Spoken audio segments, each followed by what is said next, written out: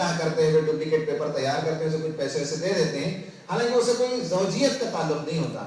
کیا یہ جائز ہے؟ انہوں نے سوال کیا. میرے خیال سے دونوں ملتے جلتے ہیں، ہے نا. یعنی آن پیپر آپ ایک کام کرتے ہیں جو ان ریالٹی وہ کام آپ نہیں کرتے. ٹھیک ہے، بہت سے کاموں کے لیے یہ ہو سکتا ہے کہ آن پیپر ایک کام کریں، ان ریالٹی ایک کام کریں. اسلام میں یہ جائز ہو سکتا ہے، بس لیکن ہوگا. یہ اللہ کے رسول جو ہے نکلتے تھے مشرق کی طرف اور جانا ہوتا ہے مغرب کی طرف، حملہ کرنا ہوتا ہے، لیکن محلے والوں کو نہیں معلوم. اگر ادھر نکلیں گے اس زمانے میں تو معلوم ہوگا کہ سر مکے کے لیے جا رہے ہیں، اس کے الٹے راستے سے جاتے تھے. ہو سکتا ہے کہ آپ بعض جگہ آپ کریں کچھ اور، نیت کچھ اور ہو، چل سکتا ہے. لیکن نبی صلی اللہ علیہ وسلم نے فرمایا کہ 3 چیزوں میں مذاق نہیں ہے: نکاح، طلاق اور میت. یہ 3 چیزوں میں کوئی مذاق نہیں ہے، وہ ویری سیریس ہے.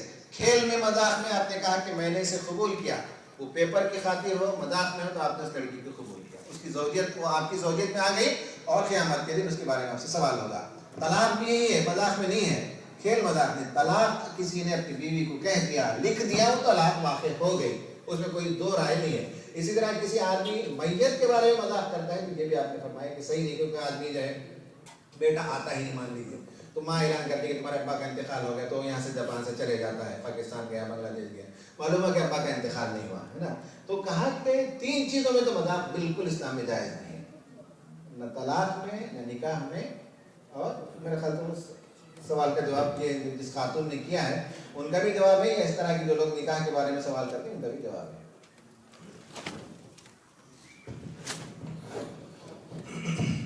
سوال ہے کوئی ایسا فارمولا جس سے تمام دنیا کے مسلمان ایک جھنڈے تلے جمع ہو جائیں، چھوٹے چھوٹے گروہ بندیاں کیوں ہیں؟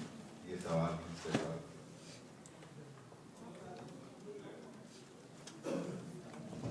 میری بھی یہی خواہش ہے کہ تمام کالجز کو بند کر دیں اور ایک ہی یونیورسٹی کے اندر سائنس بھی ہو، آرٹس بھی ہو، آرکیٹیکچر بھی ہو، اوشنالوجی بھی ہو اور ایئر فورس بھی ہو. ایسا کوئی یونیورسٹی ہم بنا سکتے ہیں؟ پاسبل ہے نہیں. اوشنالوجی کے لیے تو اوشن ہی کے پاس کوئی انسٹیٹیوٹ بنے گا، ایئر فورس کے لیے تو الگ جگہ بنے گا، نیوکلیئر پاور کے لیے اس کے لیے الگ جگہ بنے گا. اسلام کے غلبے کے لیے یہ سب چھوٹی چھوٹی قوتیں ہیں، سب کو جو ہے اپنے اپنے انداز سے کام کرنا ہے. ایس آئی او طلباء میں کام کرتی ہے، جمعیتی طلباء میں کام کرتی ہے، کوئی جی آئی او یا کوئی اور خواتین میں لڑکیوں میں کام کرتے ہیں، کوئی سائنٹسٹ میں کام کرتا ہے، کوئی غیر مسلم میں کام کرنے کا ادارہ ہے. الگ الگ ادارے ہیں، سب ایک جھنڈے تلے جمع ہونا بالکل نہیں ہونا چاہیے. چمن کا حسن اسی وقت ہے جہاں رنگ برنگ کے پھول پائے جاتے ہیں. اب سب پھولوں کو ختم کر کے ایک ہی گلاب بو دیں تو پھر اس کے بعد اس چمن کے اندر گھسنے میں مزہ نہیں آتا. اس طرح دین کی خدمت کے لیے الگ الگ گروپس میں کام ہونا ہے اور یہ باقی رہنا ہے. ایک جھنڈے تلے جمع ہونے کا مسئلہ نہیں ہے. صرف ایک بات کی ضرورت ہے کہ ایک دوسرے کی ٹانگ نہ کھینچیں، ایک دوسرے کے خلاف کفر کا فتویٰ صادر نہ کریں.